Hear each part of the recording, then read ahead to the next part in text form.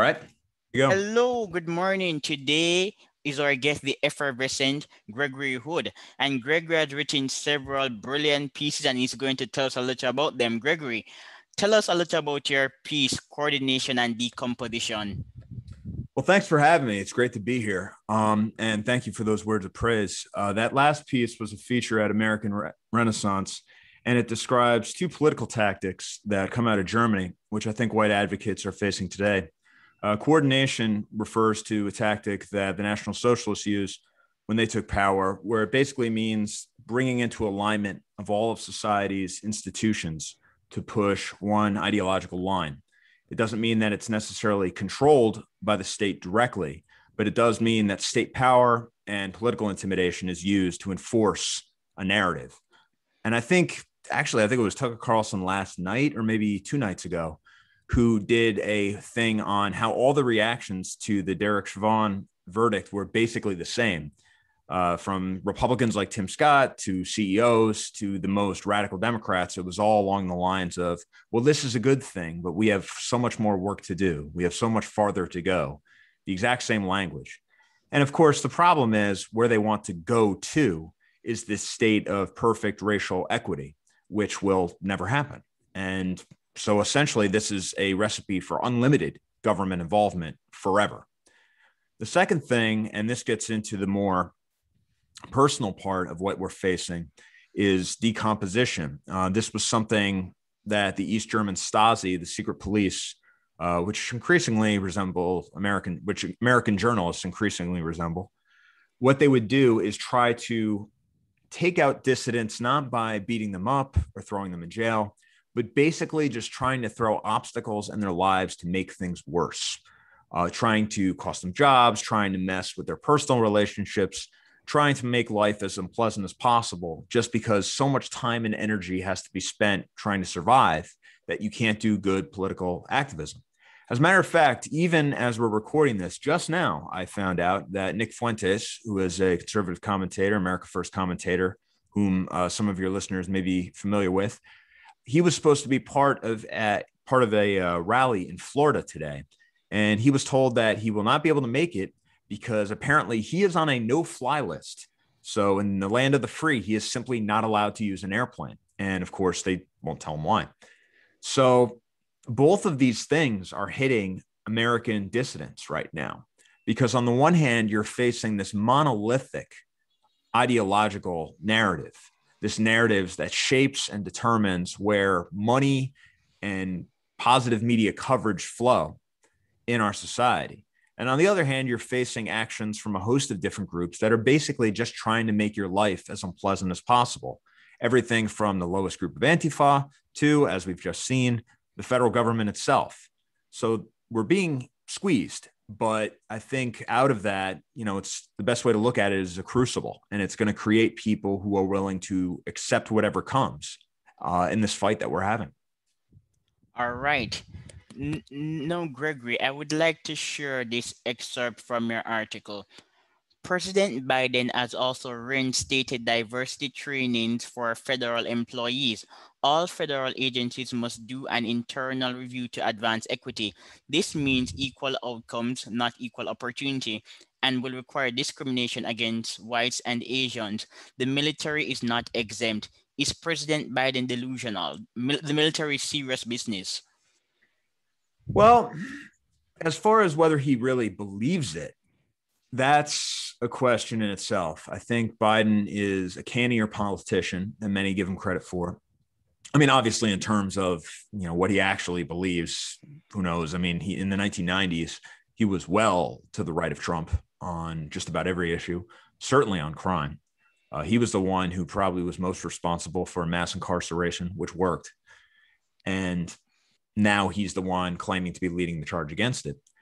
I think it's a trend you see with a lot of white male Democrats where, because they have a past that Black groups could use against them, they almost seek to overcompensate by advancing the most radical policies because they need Black voters so badly that they have to push their agenda above everybody else's.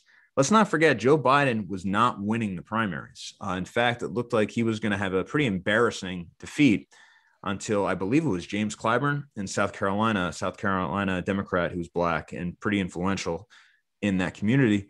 He endorsed him. And then the black community just fell into line right behind Biden and gave him the nomination and gave him the Oval Office. And so I think he may just be doing this out of self-interest. There's also an element of he's convinced himself that this is actually the right thing. There's a saying from, I believe it was St. Ignatius Loyola, perform the acts of faith and faith will follow. And if you're talking about doing the work, fighting racism, if you're talking about critical race theory, if you're talking about all these things, eventually you will start to believe it. I think conservatives are downplaying the danger when they say that people will go through these courses and roll their eyes and not be changed at the end of it. It's going to take with at least some people. But as you point out, this isn't not, the military is serious business. It's one thing to impose critical race theory in, I don't know, academia or something. But in the military, effectiveness is what determines whether your people live or die.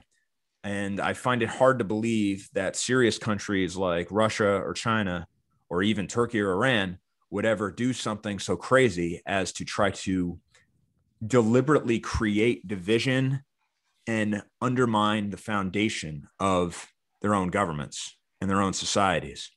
I mean, let's not forget what critical race theory is. It's basically finding ways to make every social interaction a political battle and a way to cultivate grievances.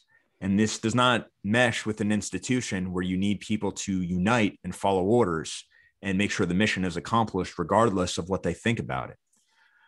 I mean, I think it's a disaster. I think it will have bad consequences for the United States government. It's just, will it have bad consequences for European Americans as a constituency? That's a different question, just because I think the wars that the United States military fights, with the exception of those whites who are in the military, really have nothing to do with our interests. I don't know what we're still doing in Afghanistan. I don't think anybody does. But I do know whatever the outcome there, it doesn't really matter to the fate of European America.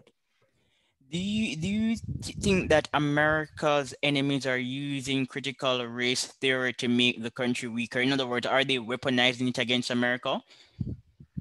To some extent, they actually are. I think that, you saw Chinese government officials using BLM rhetoric to promote these divisions. And this is sort of a variation of the old Soviet tactic, which is, but in your country, they hang Negroes. That's the quote, where basically every time the United States would say something about Soviet tyranny, Soviet foreign minister or whoever it was would talk about the civil rights battles going on in that time. This is in the 60s. And so it's kind of a whataboutism. China says this stuff to distract from what they're doing to the Uyghurs and the Muslim population in their country and in Hong Kong and other places. Russia, interestingly enough, is the only major power that I've seen that actually defended European Americans when it said that Trump supporters who had been in the January 6th demonstrations and are still in jail and have not been granted bail, they're being treated worse than potential murderers, were basically political prisoners, and that the United States is has no moral mandate to talk about what's right and wrong. So I do think America's foreign adversaries are using it. That said, it's not America's foreign adversaries that I'm worried about. It's the people who hold power in this country, because the elite is pushing this from the top down, and they don't see their main threat as Russia or China or anybody else. They see their main threat as white Americans. That's the enemy that they're targeting, and they're doing it deliberately. And you have to ask yourself, do they know that this weakens the country as a whole? And I think they do, and they just assume that it'll work out, or they don't care. Kamala Harris, this is before the campaign, was one of the most hawkish figures, presumably still is, hawkish figures when it comes to Russia. And she made an interesting statement where she said that America's racial divisions are deep, and it provides a way for foreign adversaries to exploit them. And you have to ask yourself, okay, well, if we have these divisions and you admit that they're a problem and a source of potential weakness, why are we creating more? Why are we bringing in more non-whites to make even more people aggrieved? Why are we pushing critical race theory to make more people angry at the United States and the historic American nation? Why are we rubbing all this stuff in the face of white Americans, essentially taunting them that they don't have a country anymore, when you admit that this could be a problem, when you admit that a foreign adversary could use all this? And I think it's just sheer arrogance. I think that they just assume that the United States cannot be challenged from abroad, and they can do whatever they want to the historic American nation at home. Critical race perspectives reflect anti-white racism, not necessarily Marxism. It's closer to anti-white philosophies than Marxism. People keep conflating both of them. Oh, yeah. And it's completely ridiculous where you'll have some BLM activist or something talking about white America and talking about how all the institutions are racist and talking about how we need to do all these things to make that reflect a certain racial point of view. And then it goes to the conservative response and he starts babbling about tax cuts or something. They don't understand. It's either they don't understand, or what I think is more likely, they are afraid to engage on this terrain. Having worked in the conservative movement for more than a decade, I think I can speak with some authority as to the mindset of the typical Conservatism Inc. staffer. And they don't want to admit that these things are real.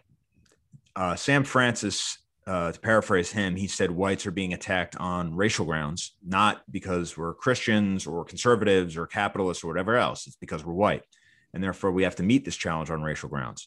The conservative response is basically, we need to meet this challenge on anything other than racial grounds. So everything becomes about Marxism, everything becomes about socialism, and this is completely irrelevant to what's happening on the ground, especially considering that when you look at who funds BLM, it's precisely, JP Morgan and BlackRock and Amazon and Nike and every major corporation in America you can think of. And so you have these economic elites funding a race-based movement. And the American conservative response is, actually, we need to do more to defend these corporations because they're under threat from socialists. And they might mutter something vaguely about woke capital, but they really don't have any plan as to what we need to do. McDonald's is a big example of a woke capitalist.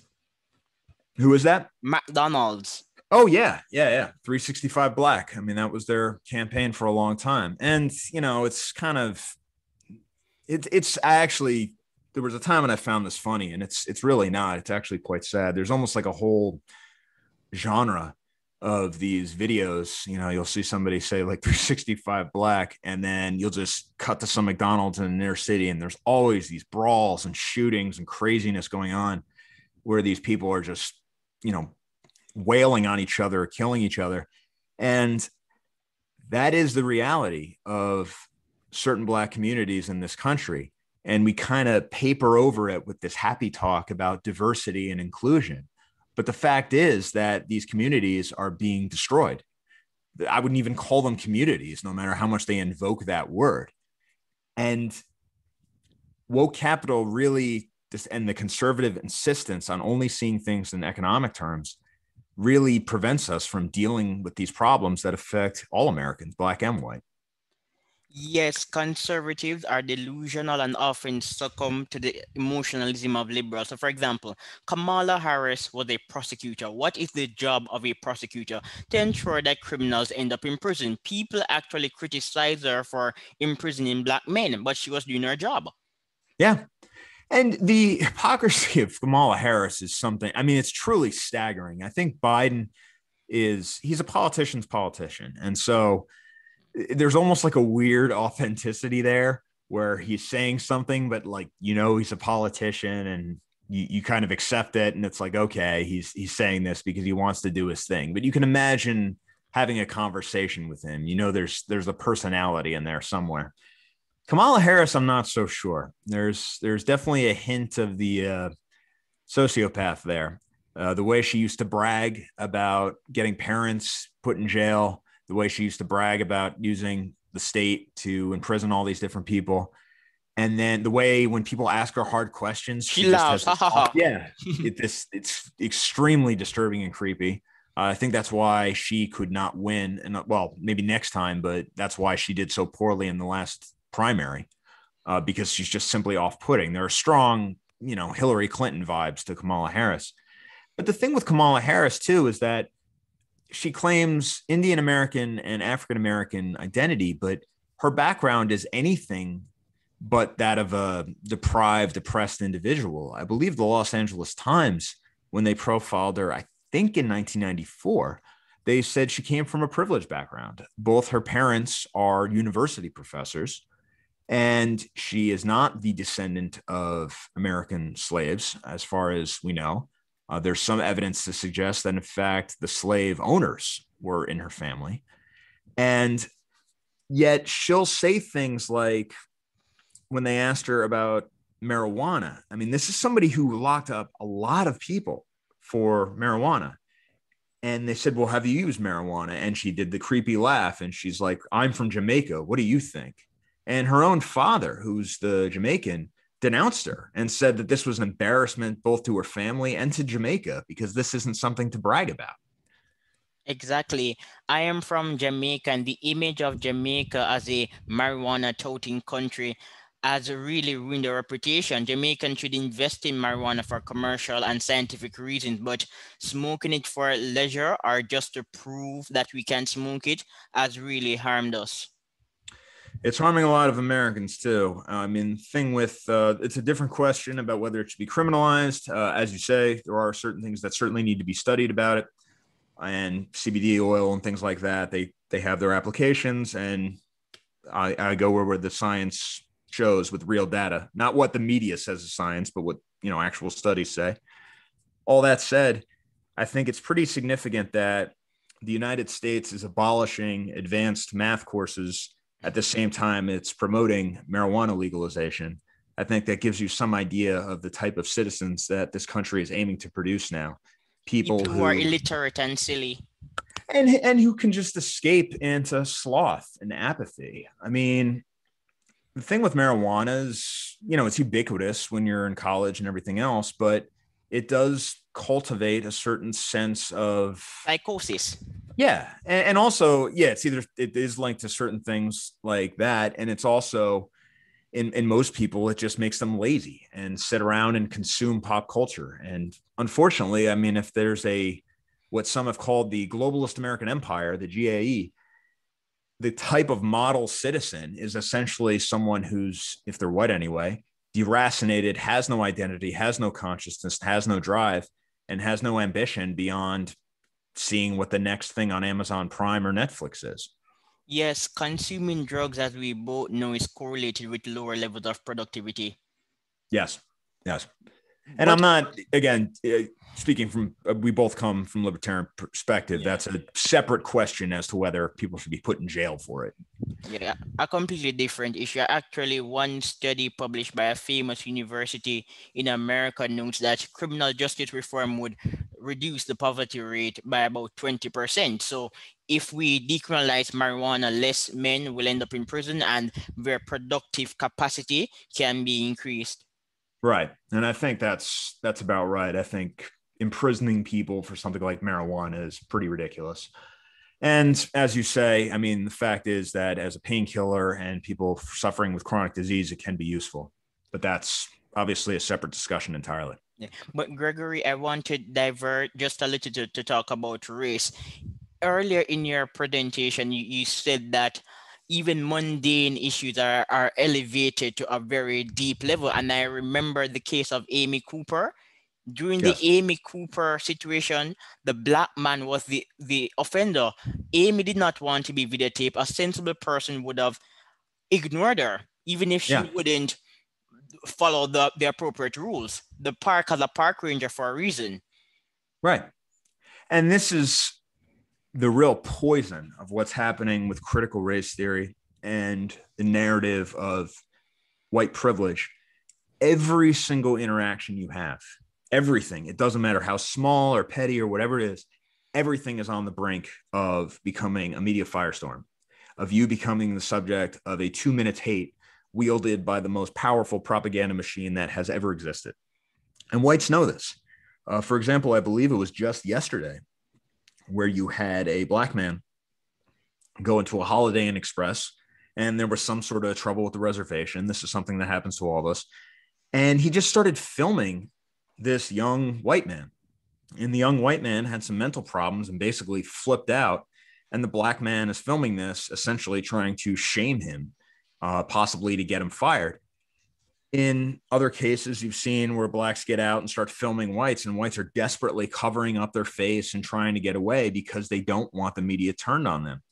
There was a massive brawl in the Miami airport involving blacks that made the rounds yesterday on Twitter. And a lot of people were saying, well, why didn't somebody get involved? Why didn't somebody stop that?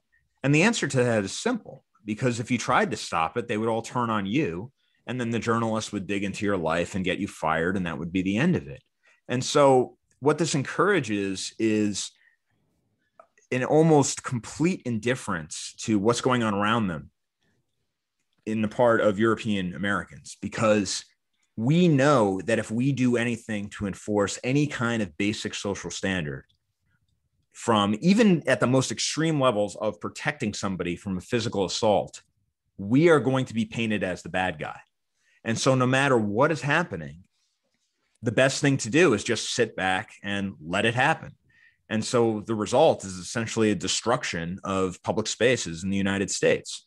And people, friends of mine who live in major cities have been telling me this. The decline over the last year and a half has been staggering. Problems that we thought we had been rid of for a decade have reemerged. And the state of something like the New York City subways is as bad as it was during the bad old days of the 1970s. Yes, the liberals unfortunately believe in moral clarity, not objectivity. They have reduced truth to a relational quantity. Yes, and moral imperialism is a real, that the side that has a greater sense of moral imperialism is the side that's going to win.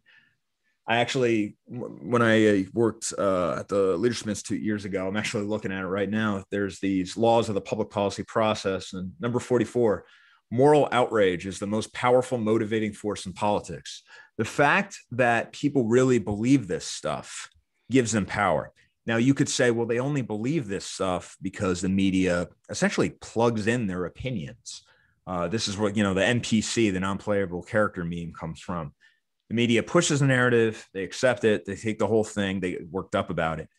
But that doesn't mean they don't really believe it. And the fact that they really believe it gives them sanction to overcome any other moral objection. This is kind of a minor case, but it's something that stuck with me. I remember Jack Posobiec, who's, I don't know him, but he was a One America News commentator. He might still be, I don't know, but you see him mostly on like Twitter and stuff. And he was at the corner in DC doing something, and this Antifa came over and hit him, or hit his cameraman. And this, of course, the whole interaction was caught on tape. And a police officer, I doubt a police officer would do this now. Police officer came over, had seen the whole thing, and arrested the man who struck him. And instantly, both the person who hit him and all of his friends were saying it was self-defense. He didn't hit him. This is outrageous. Nothing happened, or they had it coming. The whole thing had just happened in front of them. I mean, unless they are living in a different reality than we are, they know who started this, and it's all on film, but it doesn't matter because they have a higher truth, this dream of the egalitarian society that justifies lying, that justifies violence, and that in some cases can even justify murder. Yes, but Gregory? Yes. Yeah, Gregory, liberals and their black counterparts are hypocrites. I call it the hypocrisy of white benevolence. They are not exposed to vicious environments, therefore they can lobby for the defunding of the police, although the policing is correlated with higher rates of crime. As a libertarian, I have no problem with a private police force or a community group that's responsible for monitoring the activities of citizens, but BLM and its acolytes don't want authority. They refuse to accept that criminal communities need to be monitored. These are spaces that breed crime. Yes. And if you look at poll after poll, defunding the police is not popular among African Americans. No, not at all. Yeah. And in fact, white progressives are to the left of Black progressives and Hispanic progressives on a host of issues. And I think it's, as you say, there is truth in stereotypes often. And the stereotype of white progressives is that they're basically rich people who got worthless degrees in ethnic studies or whatever stupid made up discipline and don't have to live with the consequences of their own policies.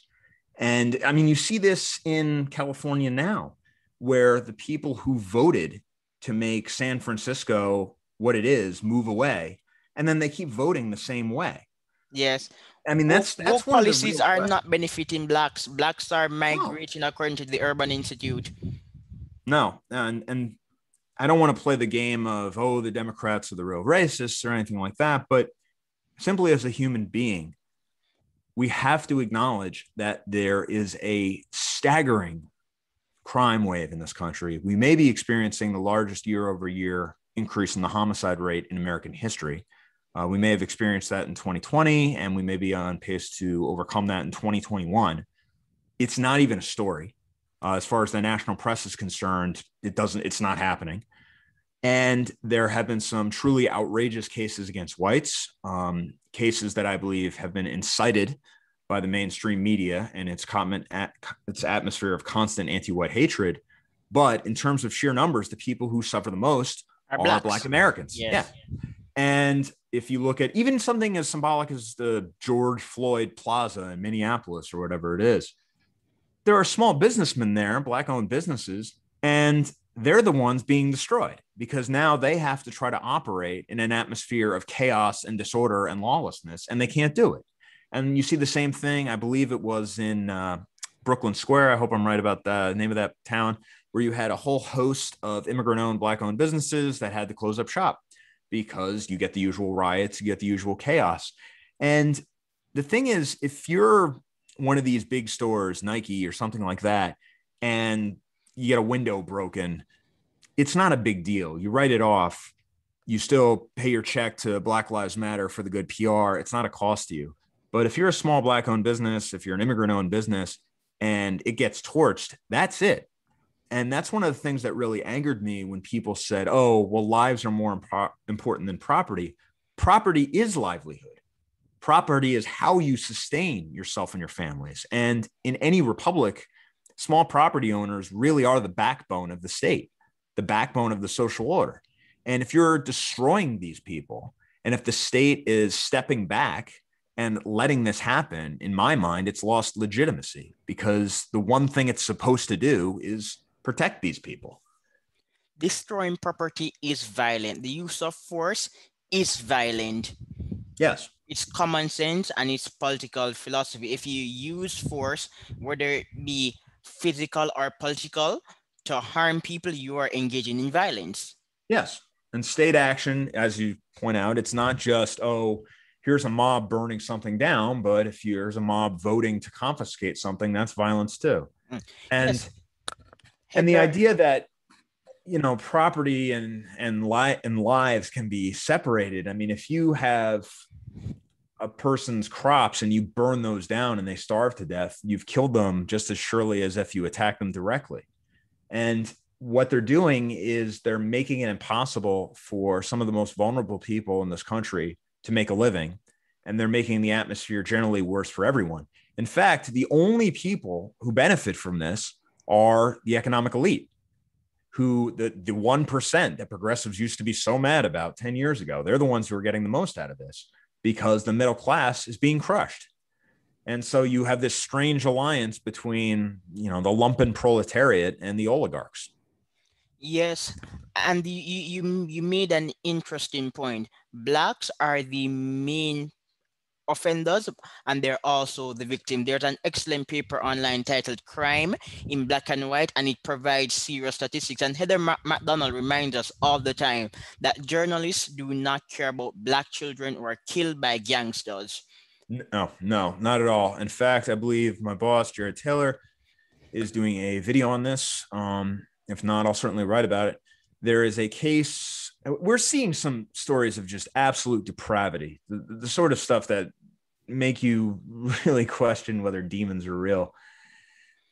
There was a case where a 3-year-old boy was killed at his own birthday party in one of these stupid inner city blazing away at everyone in sight shootings. We're seeing cases where people get killed and then there's a follow-up shooting at the funeral. Children are dying, families are dying, old people are dying.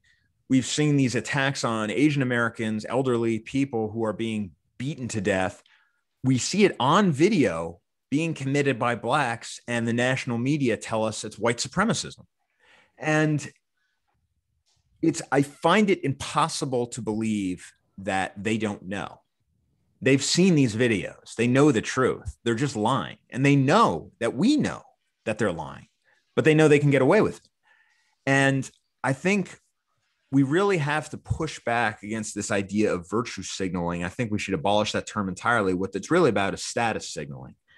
There's nothing virtuous about advancing policies that destroy the very constituencies you're claiming to defend, particularly when I think you know it. The only reason they're doing these things is to show their superiority and exercise power against those they despise. And it needs to be pushed back against hard, because if you ask me who is responsible for the carnage that's occurring in American cities all around this country, it's Black Lives Matter. And as far as what it accomplished, it got a lot of black people killed. It got some people of other races killed, and it got its founders a few $1 million so they can move away from the black community. That's all it did. Yes, but in reference to your point on anti-Asian racism, Front Page Magazine published a report noting that minorities are more likely to commit hate crimes relative to their size in the population.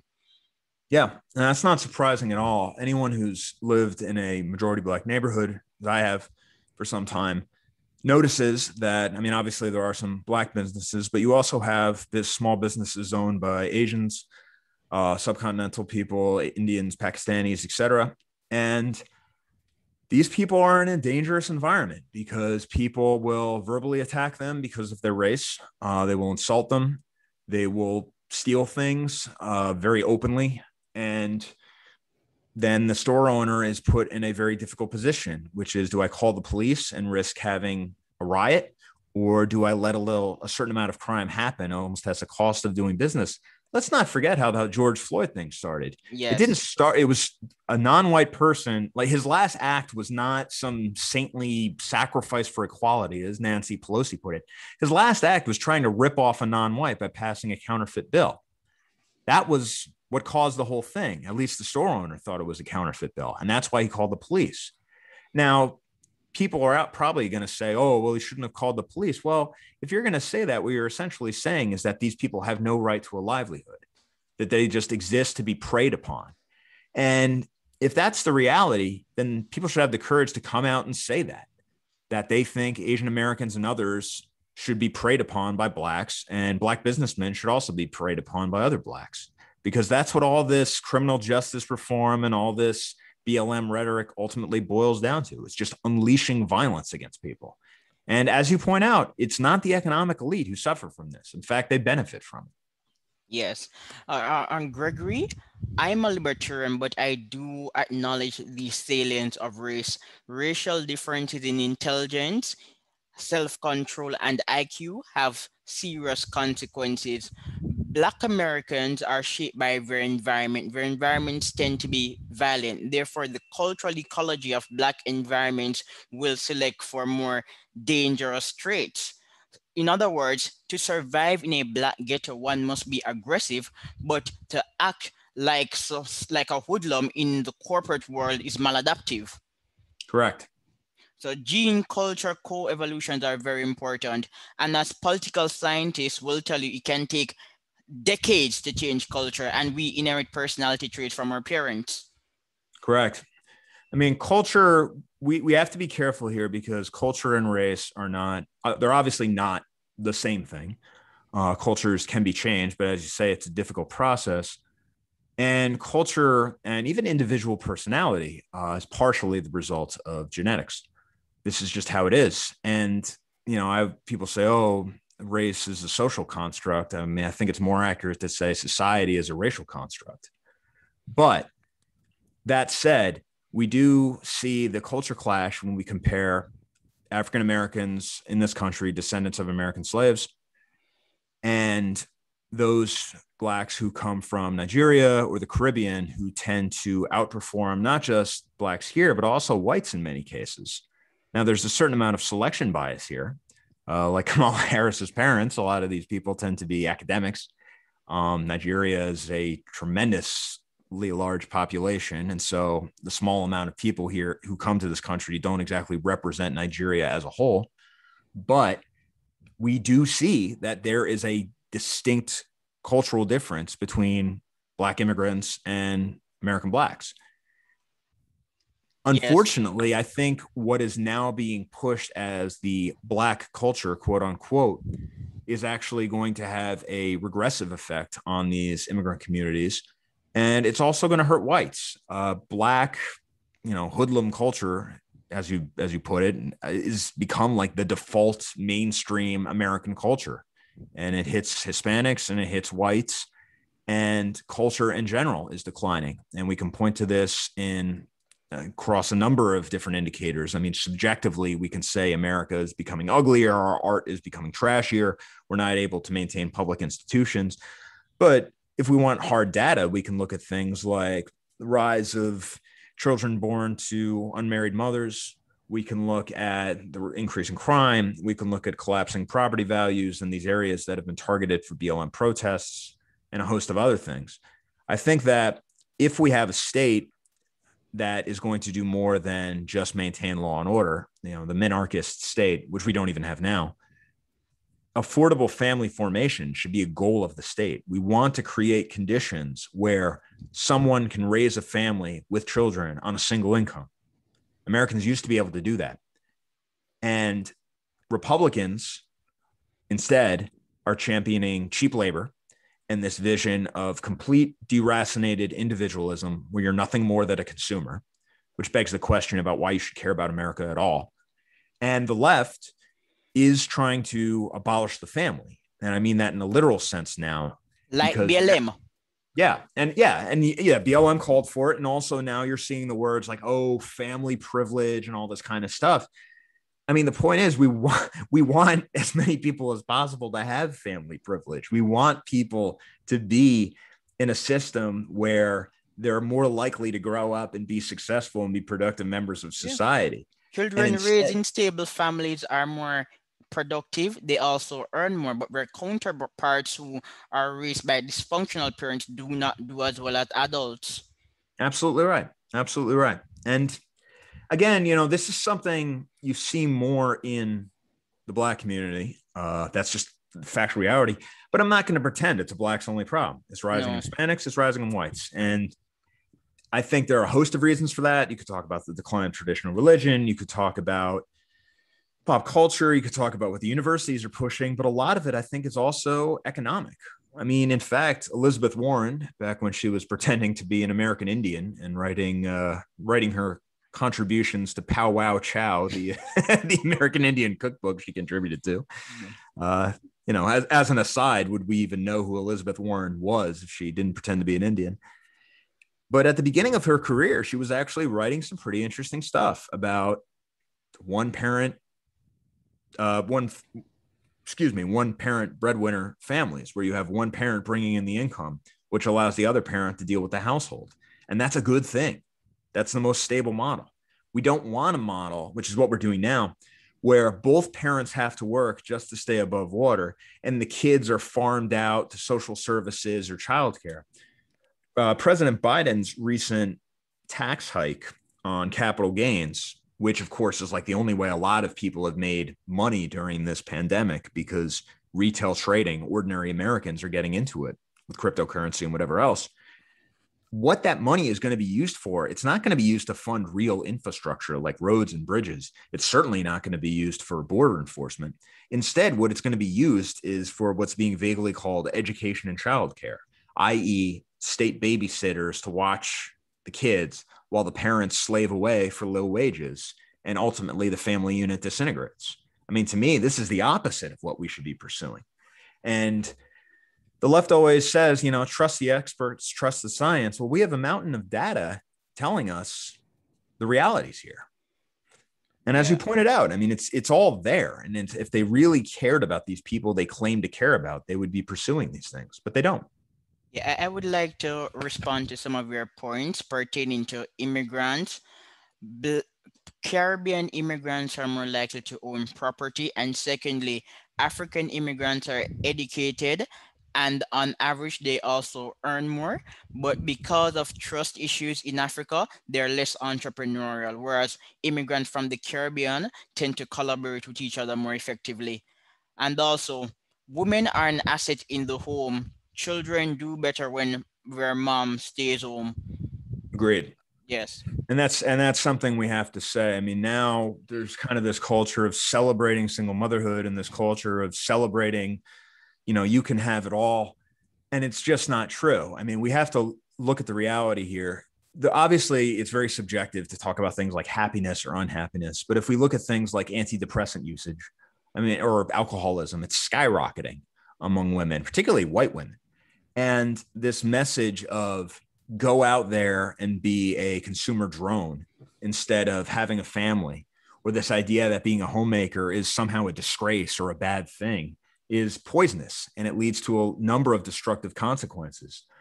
Yeah. I mean, ultimately, we want, and it's something politicians say all the time, where we want strong families, we support working families. Well, frankly, no, you don't, unless you're pushing policies that make it possible for a family to survive and have a house and have kids and have a certain standard of living on one income. Unless you are deliberately pursuing those policies, no, you don't support working families.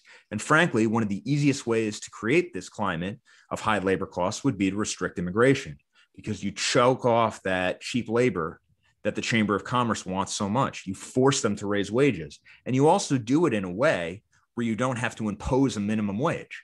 I mean, the whole point of illegal immigrant labor, and by the way, the Biden administration won't even use the term illegal immigrant or illegal alien anymore. The whole point of illegal alien labor is that you don't have to pay them by the books. The whole point is that technically it's still illegal to hire them. So when they talk about raising the minimum wage, that doesn't mean anything when it comes to this issue, because the whole point is that you're giving them less than what the government says you have to give them. Yes, immigration is correlated with economic growth and innovation, but we must never forget that after migrating to America, immigrants will experience a spike in income. America doesn't need immigrants. Immigrants need America. Correct. And also there's a larger, and this falls on us as Americans. If you look at first generation versus second generation Americans in terms of immigrants, the first generation sometimes tend to do quite well. Asians, Hispanics, Blacks. It's actually the second generation where you start seeing regression. Yes, and the third generation too, for working class migrants. Right. And that's partially because of the climate of victimization and exploitation, claiming exploitation that we've created in this country. I mean, some say the problem with immigrants is that they aren't assimilating. Unfortunately, I think they are assimilating to what the mainstream American culture is. But into a nefarious culture. The culture is anti-American, anti-free markets, and anti-individualism. And anti-white and anti-law and order and anti all the values, the anti-bourgeois values that we really want to be trying to promote. I mean, I think Kamala Harris, in a way, okay, she's vice president of the United States, but at the end of the day, I still regard her as a fall from her parents. Of course. Because her parents were professors who actually did serious work to advance the species. What has Kamala Harris done? She's claimed to be oppressed and laughed and, creepily and tried to advance herself based on all these false narratives. And all our lives are worse as a result. Whereas, if you at the first generation, you might have professors from Nigeria or something like that who are studying biology, even with those who are studying English and history, I find quite impressive. But then the second generation, they assimilate into this culture of anti-white cultural Marxism, and it just leads to chaos and destruction. Yes, empirical reports actually show that historically America succeeded in assimilating immigrants, but the culture is changing. It's becoming more anti-white, as you rightly said. So immigrants are being assimilated into a very dangerous and devious culture, and that's a big problem. Diversity can be a plus, but if diversity is not underpinned by a moral culture, it will lead to polarization. And this is when diversity begins to dampen economic growth. Exactly. And when we talk about culture, people say, well, it's subjective. And there's an element to that. I mean, you as a member of a race, you defend it because you're own. You don't have to justify fighting for your own or taking your own side. You shouldn't have to justify, fighting for your own culture. That said, we can say that there are certain cultures that are objectively superior to other cultures in certain respects. And I think what we want is a culture that respects families, that respects law and order, that sees crime as a social poison, that sees degeneracy as a social poison. And we as Americans have to understand that we are probably the world's leading purveyor of filth, that immigrants are assimilating into American culture. It's just what has become American culture is a bad thing. Now, I would argue that this so-called American culture is really a kind of global anti-culture, and it's pushed by the media from the top down. It's not what Americans left to their own devices would get. It's what is being pushed by the oligarchs. And so, that has to be toppled even before we start talking about how we can repair the social fabric. Yeah, we live in a culture selecting for retrograde conformity. Democracy is declining right before us. Yeah. And this is one of the things that I find there are a couple phrases that I've been noticing more and more. One is our communities. I even fell into that trap just before using the word community. The more often the word community is invoked, the less a real community exists. And the DHS, and there's this nationwide crime spike. So what is the Department of Homeland Security doing? It's investigating itself for racism. And it had this stupid statement where it's saying, oh, we have an obligation to protect our communities from blah, blah, blah. And just that language, our communities, it implies that we don't have a country. We just sort of have these clumps of random tribes. And at best, if we have a ton of federal power and overrun state and local autonomy, we can probably get them to respect a kind of armed truce. And then they can go back to like ripping each other off. And that's America. That's the great thing we've done. The other thing is when they say our democracy. And our democracy is taking on a tone almost like People's Republic, where it's a certain kind of social and economic and political order. And they always say we need to defend our democracy from Trump insurrectionists or from Russia or from whatever other demon of the day. And what democracy seems to be is not, I mean, whether democracy itself is a good thing is one question. The founders certainly didn't think so. But even what they mean, what people today mean by democracy, it's not what the people want. It seems to be like what journalists and academics want. And that's democracy. And if people vote the wrong way, well, it's because they were misled by disinformation. And that's why we need to censor social media. And that's why we have to deplatform this guy or that guy. And the fact is, if you have an election where certain people are being deplatformed, taken away, where certain people are not allowed to speak their minds, where you have elites pushing an ideological line, and they admitted all of this after the election. They said, elites fortified democracy, in another kind of Orwellian phrase. You have to ask yourself, how legitimate are these elections? How legitimate is this entire system? If you had any other country doing this, I mean, the American State Department would be calling for military intervention. Yes, but this is why a prominent movement to encourage secessionist tendencies growing in America. More libertarians do believe that a decentralized natural order can fix some of these challenges. Under a decentralized order, we're forced to innovate and create. Democracy can result in stagnation because it nurtures conformity. I agree. There are two excellent points that you bring up. I mean, one is the idea that centralization actually holds back innovation. And I think that's true. I mean, rhetorically and in terms of, my dream, I like the idea of the West as a unity. I mean, to some extent, all of Western history is an attempt to try to get back to the Roman Empire and that idea of imperium, where we have a common civilization. But at the end of the day, you have to ask yourself, why did Rome not innovate? Why didn't they develop the steam engine or something like that? And probably the main reason was because slavery. And cheap labor holds back civilization. In fact, if I had one rule of civilization that wasn't allowed to take culture or race into account, I would say cheap labor destroys civilizations. And there are examples of slave labor causing productive people to not work in what they deem to be menial jobs. Right. And it creates a dependence. I mean, let's not forget, I think that General Robert E. Lee, when he wrote about slavery, he said that it harmed the white man even more than the black man. That might raise some eyebrows today, but he was referring to a certain poison that gets into your heart, where you no longer respect work, where you no longer respect the idea of being self-sufficient. And you can't have a republic that survives basically by having a permanent slave class. The other point, I mean, and one other thing just real quickly is, if you look at like when the West was the most innovative, when it was political anarchy. Yeah. When you had the West was like dominating the world, it was because you did not have unity. It was because you had national states competing against each other and developing all these different things to wage war against each other, but also economic competition and cultural and everything else. You don't want a singular political order, because what you're going to end up with is stagnation.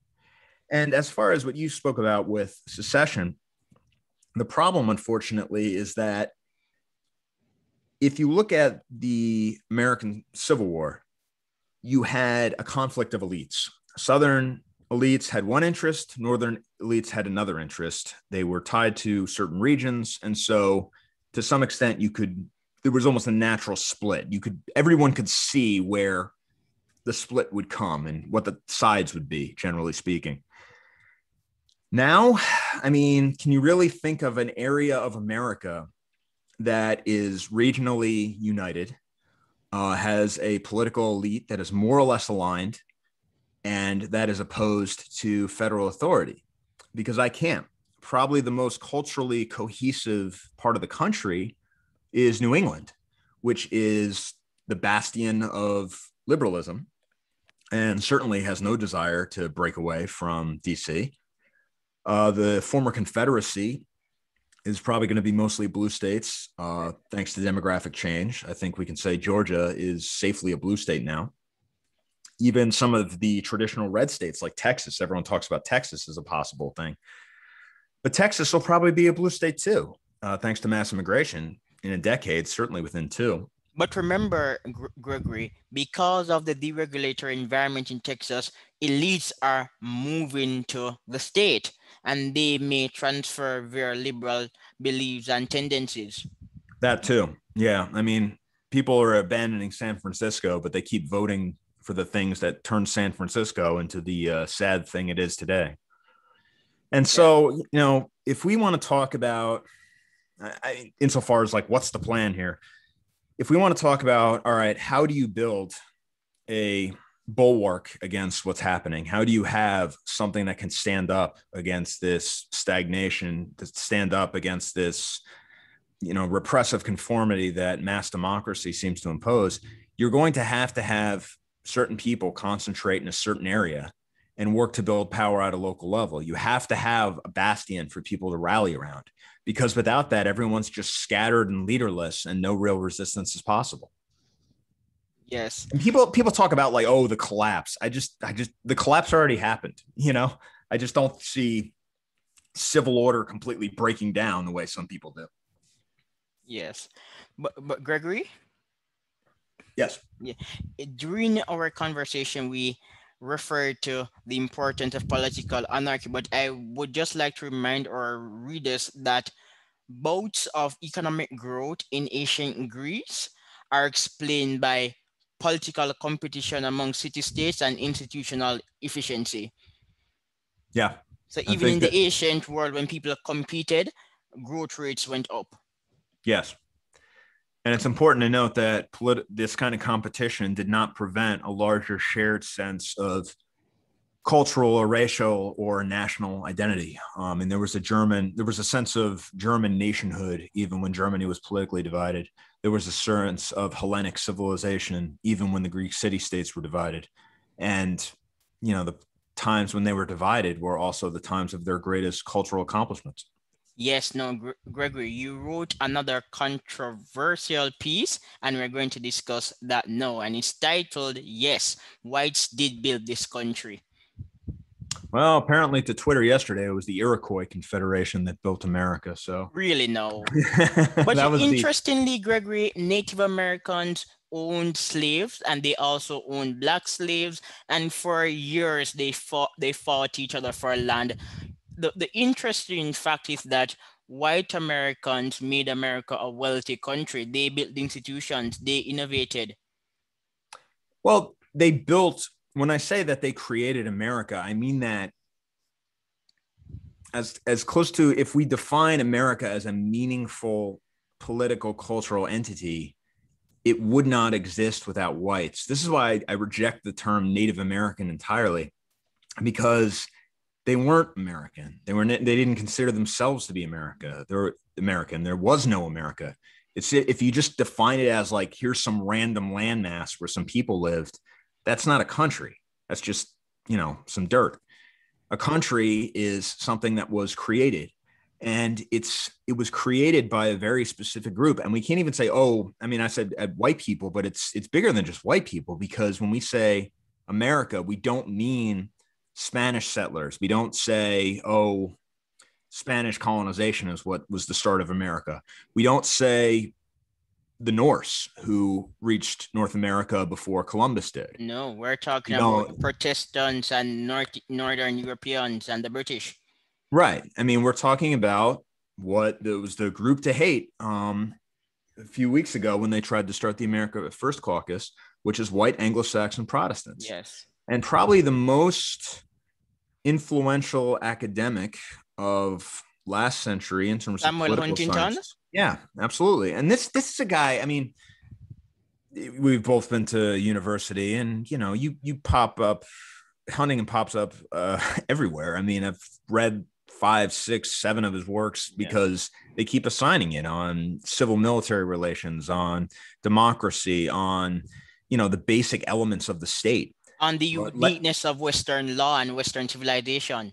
Agreed. And in his last, and he was not a conservative. I mean, this is a guy he was the head of political science at Harvard. I mean, he was basically a New Deal Democrat. And the fact that his last book, Who Are We?, which really cut to what America is, what sustains it, why it's a thing. The fact that somebody with the most credentials that you can possibly imagine was basically shouted out of public life at the end of his long career is pretty horrifying. I mean, he saw the problem and he identified it accurately, and his critics wouldn't even engage with him. I mean, in some ways, his example is sort of representative of the WASPs entirely. I mean, I'm not a WASP, but I consider Anglo-America to be the mother country in some way, Britain, because ultimately we're descendants of British institutions and British culture. And if we can't recognize that, and if we can't say that as a fact, then it's kind of useless to be talking about America at all.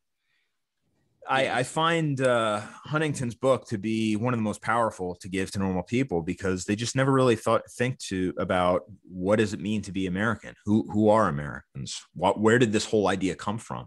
And if you're not willing to talk about British experience from 1600 forward, you're never going to understand it. Another book I would recommend is from a guy who's on the left now, but used to be a Republican, which is The Cousins Wars by Kevin Phillips. Yes, I'm familiar with that book. Yeah, and it's very interesting how, the English Civil War, the American Revolution, and then our own Civil War were essentially the same conflict happening over and over again. And to some extent, we're still fighting that. And I think one of the most destructive things that's happened in the last few years is that blue state elites, in many cases, the literal descendants of the WASPs, are sort of like bringing in non-white immigrants as reinforcements in this kind of cultural battle, in this political battle. They're bringing them in because they want the votes. They're bringing them in because they want the labor. But what's going to come out of this is not the kind of social democracy that they seem to envision. What's going to come out of it is essentially the sort of countries you see in Latin America, with large states that are also simultaneously not very well run, and high crime and huge wealth inequality. It's no accident that the most liberal state in this country, California, is also the one where you see the largest disparity in incomes, and where you have basically the kinds of slums you used to only see in Brazil.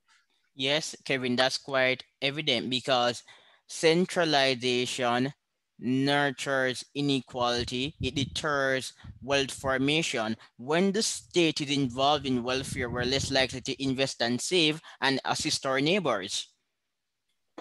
Right. And we also have to think about the monetary policy that's being pushed right now, where it's essentially we're going to have a very loose monetary policy and very low interest rates. The Fed has pledged not to increase interest rates until after 2023, which means that you've got an atmosphere of basically spend, spend, spend. And America is on borrowed time. Now, my whole life, people have been talking about the collapse of the dollar and buy gold and silver and Bitcoin and whatever else. But we're going to find out whether modern monetary theory, this idea that deficits really don't matter, that's going to get tested. Money is a commodity. If you have money excess, it becomes useless. It's simply Right. economics. I mean, we're already seeing inflation when it comes to a host of consumer prices and products. And, I think they're just kind of hand wave it away. But I mean, look, it wasn't that long ago. I mean, it kind of became politically conscious in the 90s. It wasn't that long ago when you had Democrats talking about the need to control the deficit. It wasn't that long ago you had Ross Perot talking about these types of issues, and people took it seriously. Now, frankly, I think it's not only is it impossible to restrict federal spending, I don't think Republicans should even try. We've crossed that Rubicon. It's just gone, and trying to hold it back at this point is useless. It's just a question of how long can this keep going? And I think, unfortunately, the answer is pretty long. I don't see this experiment ending until there's a force from outside that ends it.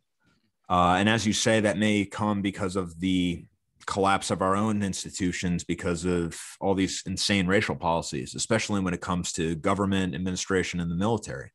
Modernity cultivates contempt for innovation and true progress. Yes, and we are now, Napoleon famously insulted Britain as a nation of shopkeepers, which it wasn't really. I mean, it was an island of small bourgeois, but they had a certain sense of tradition and loyalty that were able to create some of the finest soldiers and certainly the finest sailors of that era. But I think America now, we really have become the country of the last men. We have become what Nietzsche talked about and what Fukuyama warned about. We are men without chests. We're men without an identity. We're completely deracinated. We're completely defined by our consumer choices. We have nothing holding us together but brands and, these insufferable YouTube unboxings of whatever pop culture thing. And, these guys taking their pictures with their mouth held wide open.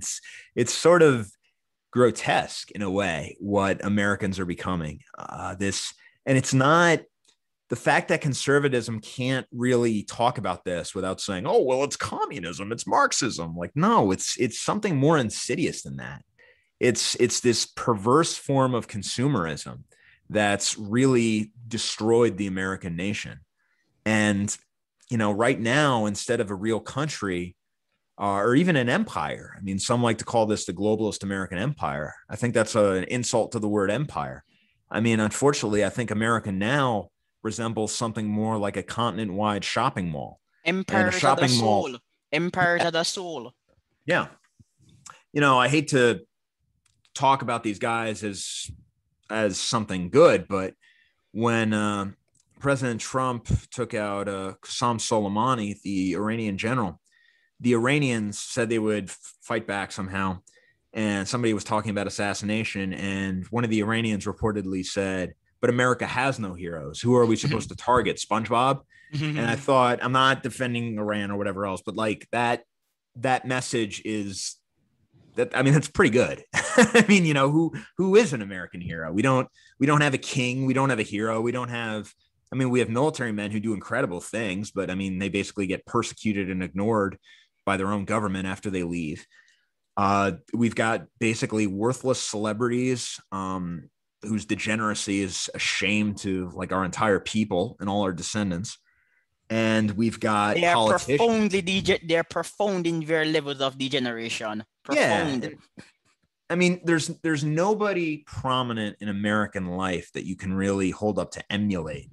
And, President Trump, he had this kind of, I think Peter Brimlow called it, in 2016, this kind of kingly appeal.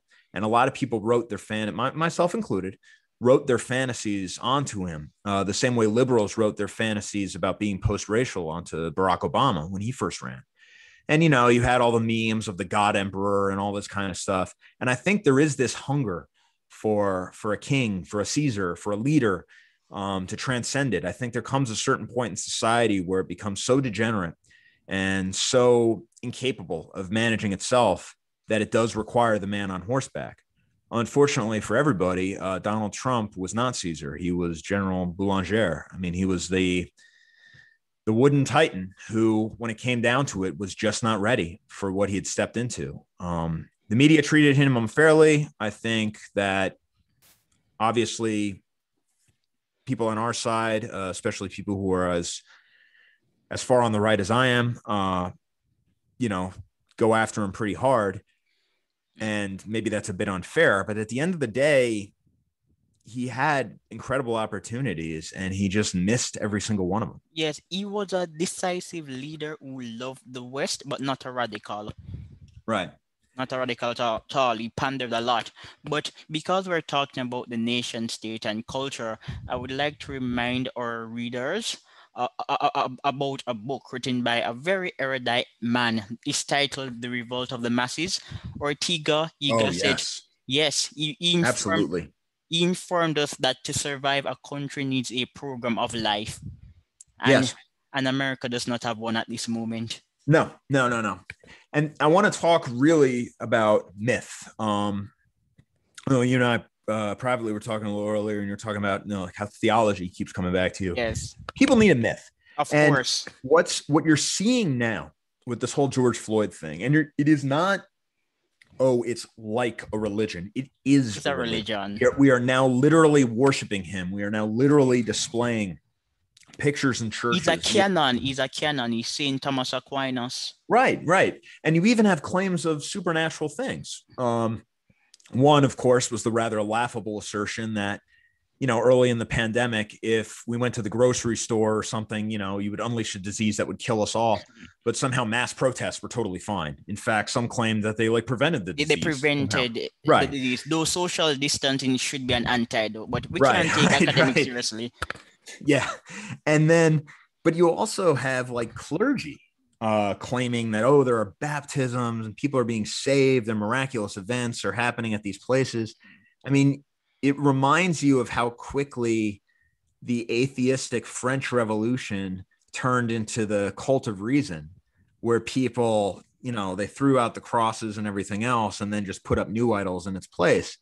And you have to lay a lot of this on institutional Christianity. I don't mean to attack Christians, but certainly I'd say the majority of mainline Protestant denominations and a pretty good chunk of the Catholic Church and even some Orthodox have gone along with this. And they are indistinguishable from, your typical journalist who writes for Vice, except they just have more claims of supernatural stuff. And we're seeing Christianity going back to what some would argue was its root, which is that it's this kind of like resistance movement against oppression. So now Christ becomes not the Son of God, but a symbolic fighter, almost a Spartacus, who was killed because he revolted against Rome. And therefore, that's the model we should follow in fighting for social justice. It is inapplicable. Yeah. And I mean, that's completely heretical. And if that's true, like, why would we be Christian at all? Because Christianity doesn't make sense unless you believe the fundamental tenet of, yes, he was the Son of God, and therefore these moral teachings make sense. Yeah. But right now, it's just sort of become liberalism, and we wave a cross around vaguely. And unfortunately, conservative Christians who really need to be a bulwark at this time, there are a lot of great young activists I know who are taking up the mantle of the crusader, as it were. But as far as institutional support, it's very, very thin. No, Gregory, Christianity is critical of state power. Even Augustine argued that the state is a necessary evil. We shouldn't worship the state. Modern Christians and progressives want to use the force of the state to achieve social goods. They are not Christian. Paul Gottfried wrote an excellent book called Multiculturalism and the Politics of Guilt Towards a Secular Theocracy. And I think what you've described is essentially correct. I mean, what we are moving toward is a kind of secular theocracy. The only thing I would take issue with at this point is the word secular, because now we're also having claims of essentially supernatural things. And you also see this in the kind of, Calvinism taught of this idea of like inherent depravity. And so you were always constantly soul searching and looking for evil in yourself. And you can certainly see this with the Church of No Salvation. Exactly. It's anti-racism. Yeah. And white privilege. Whites are innately sinful and they can never repent. Exactly. And, at least in Christianity, you've got a doctrine of grace. You've got this idea that, well, you may be worthless. You may, like, what was the Jonathan Edwards sermon, right? You're like a spider being held over a fire, something like that. But God, through his mercy and grace, may save you. With this, you can do the work, quote unquote, all you want. You can go to as many workshops as you want, but every single white person is racist. Yes. Full stop. And I think, two conclusions from that. One, I think that's why so many whites are creating these bizarre new identities, sexually, or simply inventing an ethnic background, or seizing on the fact that they're 1/8 Spanish to claim that they're oppressed mestizos or something like that. They're desperate to not be labeled white because they want to be part of the elect. They don't want to be part of the damned. And the second thing too is this goes to white advocates. I mean, look, if you're a normal white person who never gets involved in politics, you're going to your job, you're doing your best by your family, you're just trying to get by. I'm a white advocate. I mean, I'm out there, been doxxed, it's all there. My position is no different than yours at this point. Like, we're all in the same boat. And anything that can be unleashed against me could also be unleashed against you. And it could happen over anything, and it could even happen over nothing. You're just in the wrong place at the wrong time, and somebody whipped out a cell phone and you had a bad expression, or you didn't do something you were supposed to, and that's the end of it, and they'll all come after you. And so there is a certain existential choice being presented to European Americans, which is, survive or die, join or die, really, as the old American Revolutionary slogan was. The only way to attain salvation is to cleanse yourself of whiteness by becoming a victim. Yes. And of course, since the Rachel Dolezal thing was highly instructive, because if the only way to save yourself, as you put it, and that was excellently phrased, is to cleanse yourself of whiteness, the logical conclusion would be to say, I'm not white at all. In fact, I identify as Black, and I will fight in all these Black revolutionary struggles and social justice struggles, which is what Rachel Dolezal did. But then we were told, no, in fact, she's co-opting it.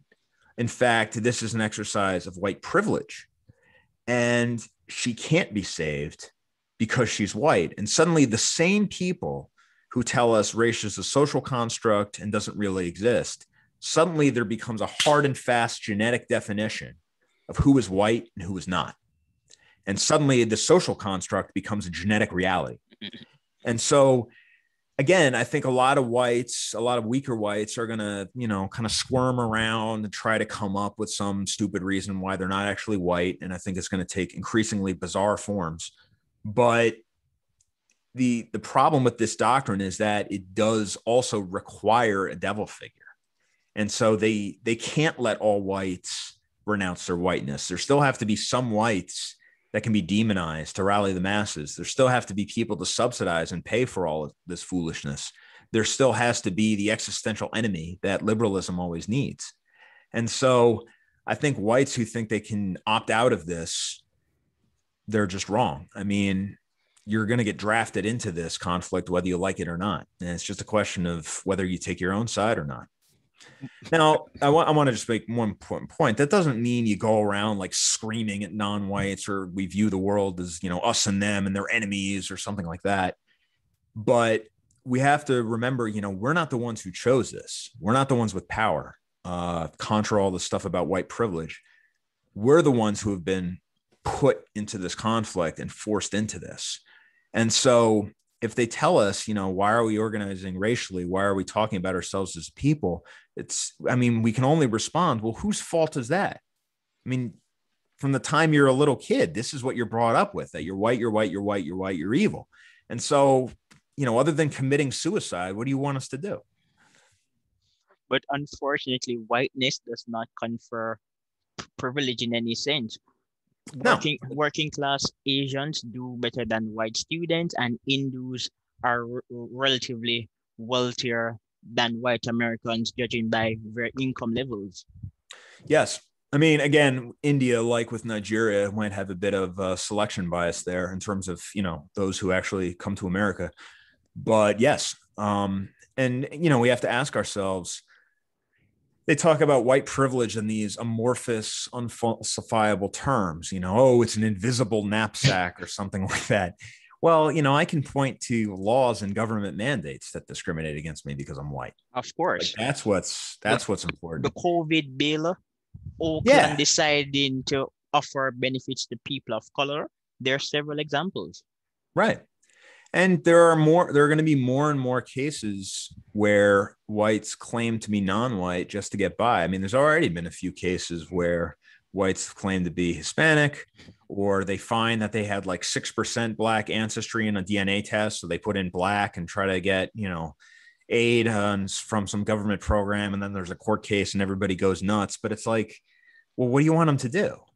I mean, if you were going to have a society where, not in an invisible knapsack, but in like government programs that we can all read about, you're going to have power and wealth distributed on racial grounds, obviously people are going to try to go to where the power and wealth is. And if you want to say like, all right, well, what does real privilege look like?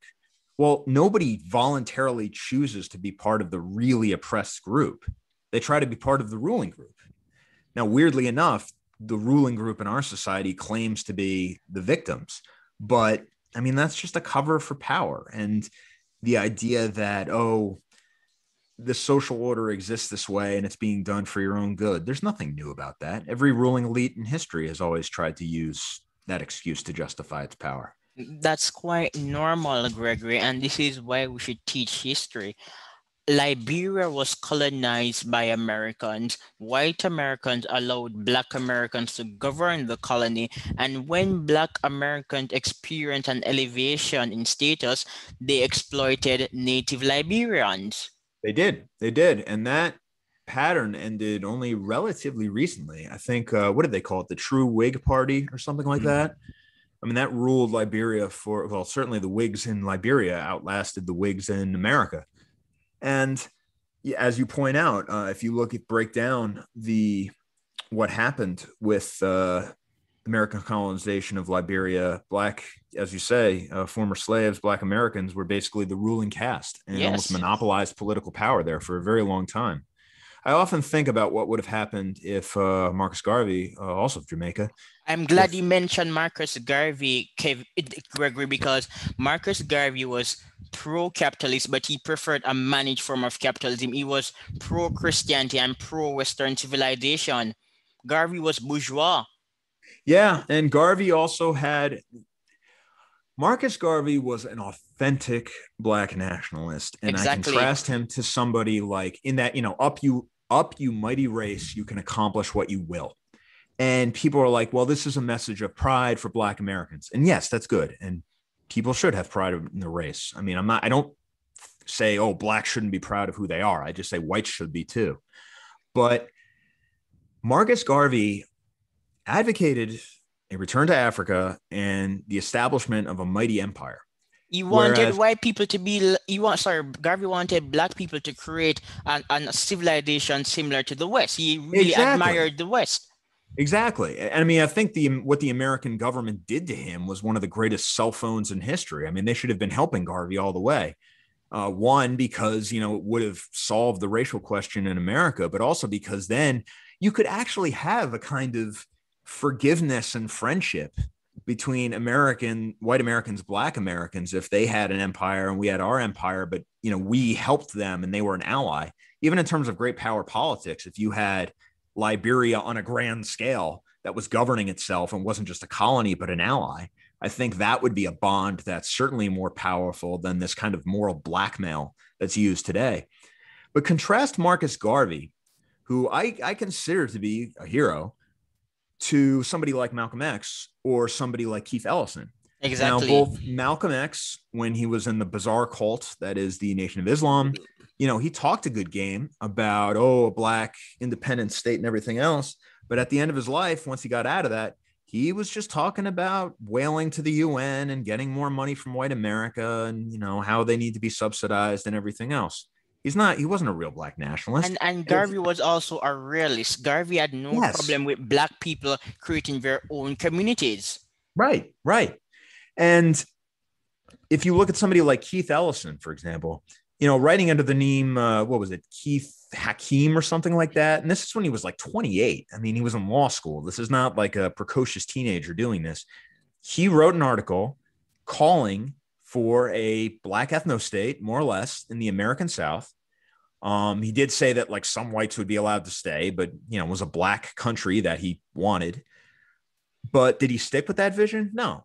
Instead, he understood that the way most quote unquote Black leaders understand that the best way to make a living is by grifting off goofy whites who want forgiveness for their perceived racial sins.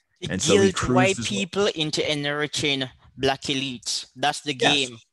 Right. And of course, at the end of the day, I mean, I don't think the Black community is helped by this at all. I mean, at the end of it, what has Jesse Jackson actually done for ordinary Blacks? What has Al Sharpton done for any of these people? Other than show up, hold a press conference, and run away. They offer entertainment value. Yeah. That's probably the best way to put it. Yes. But I mean, there's something disgusting about it. And in a way, it reminds me of the way I think certain American conservative figures treat white America, where they put on a cowboy hat and do this stupid faux populism like, oh, I'm going to fight for you. And then they rake in the donations and run off. It is controlled opposition. Gregory? It is controlled opposition. Yeah, it's absolutely controlled. So, for example, you wrote in a recent piece that CPAC invited some delusional character called Young Pharaoh. Young Pharaoh is not a conservative. Being sensible does not reflect conservative values. Arguing that BLM is a stupid group does not make you a conservative. Do not confuse conservatism with common sense. Yeah, I mean, Black YouTubers are not conservatives. Conservatism is philosophical. Yeah, and I think that it's a mindset, and it's a historical tradition. Exactly, it's particular. It is particularistic. Yes, absolutely. The case of Young Pharaoh, I mean, it was funny on two levels. One, it just showed the desperation, and I can tell you a million stories about this. The desperation of American conservatives to have a Black guy, any Black guy, exactly, speak at their conference. The old joke, what do you call the Black guy at CPAC? The keynote speaker. And they obviously just seized on this guy who was saying stuff against white liberals and said like, oh, he's like a Reagan conservative, and didn't look into him.